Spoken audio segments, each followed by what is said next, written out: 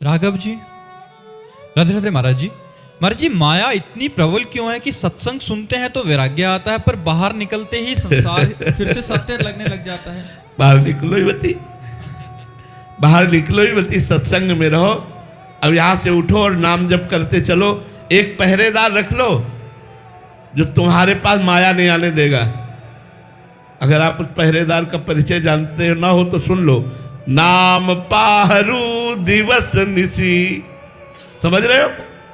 रात दिन एक पहरेदार रख लो जिसका पहरेदार नाम है, उसका बाल बांका भी कोई नहीं कर सकता। यदि हर समय राम राम कृष्ण कृष्ण शिव शिव हरि हरि राधा राधा चल रहा है, पक्का पक्का जासु नाम भव भेषज हरन घोर त्रिशूल, जिनका नाम इस भव रोग की अचूक औषधि है, दैहिक दैविक भौतिक तीनों तापों को मिटा देता है। नाम जब करो माया है ही नहीं। अगर नाम जब करते हुए कोई पापाचरण भी हो रहा तो भस्म हो जाएगा, आगे से पाप प्रवृत्ति नहीं रहेगी। नाम को पकड़ लो, नाम को मत छोड़ो। नाम ऐसा पहरेदार है जिससे काल भी थर्राता है। समुझ जी आए शरण ते डरत ना काल डर, दियो दान तिन भय, द्वंद दुख सब घटे, नित नित नव नव प्रेम कर्म बंधन कटे। नाम की शरण में हो जाओ, देख लो आनंद ही आनंद। और क्या यार पैसा लगता है, राधा राधा राधा राधा राधा। और आप रट के देख लो, जितने संत महात्मा आज तक बचे हैं या बच रहे हैं या बचेंगे, वो सब नाम प्रभाव से। जो मंत्र जापक है, नाम जापक है, वही बच रहे हैं। जो मंत्र जापक नाम जापक नहीं, मनमानी आचरणों में फंस रहे हैं। पक्की बात मान लो। पहरेदार रख लो, नाम पहारू दिवस। दरवाजा बंद रखो, गलत हवा आने ना दो। ध्यान तुम्हार कपाट, भगवान का ध्यान करो, भगवान का नाम जप करो।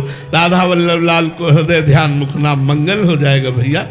माया कोई चीज ही नहीं है। माँ माने नहीं, या माने जो है नहीं, भासती है, उसका नाम माया।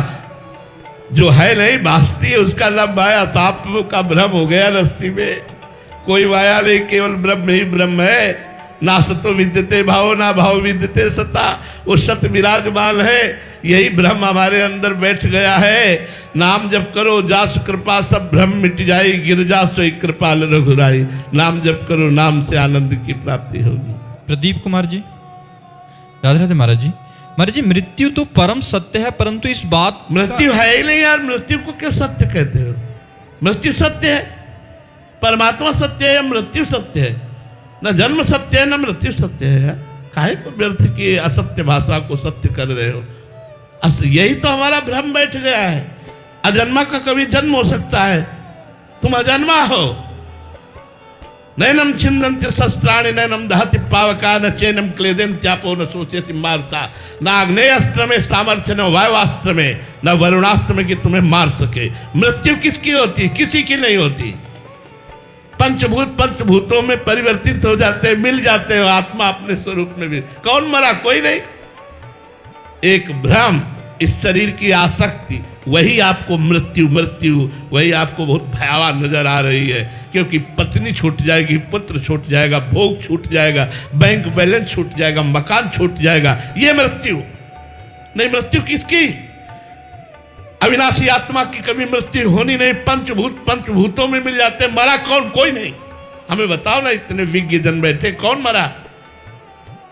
जल तत्व मरा क्या? वो जल में मिल गया। वायु तत्व मरा क्या? वो वायु में मिल गया। अग्नि तत्व मरा क्या? अग्नि में मिल गया। आकाश तत्व आकाश में मिल गया। पृथ्वी तत्व पृथ्वी में मिल गया। आत्मा सूक्ष्म शरीर से आगे बढ़ गई। कौन मरा? केवल परिवर्तन हुआ। परिवर्तन ही नाम संसार है, मृत्यु नहीं। मृत्यु सत्य नहीं। क्या कहना चाहते हो?